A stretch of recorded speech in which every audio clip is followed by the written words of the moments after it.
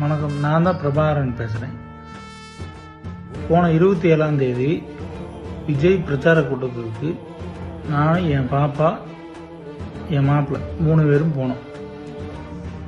போனதில் 2 பேர் இறந்துட்டாங்க. எப்படி இறந்தாங்க, எதனால் இறந்தாங்க எப்படின்னு எனக்கு தெரியல. அதனால் பார்த்தீங்கன்னா நான் சிபிஐ விசாரணை வேணும்னு சொல்லிட்டு நானாகவே பார்த்தீங்கன்னா தான் கேஸ் கொடுத்தேன்.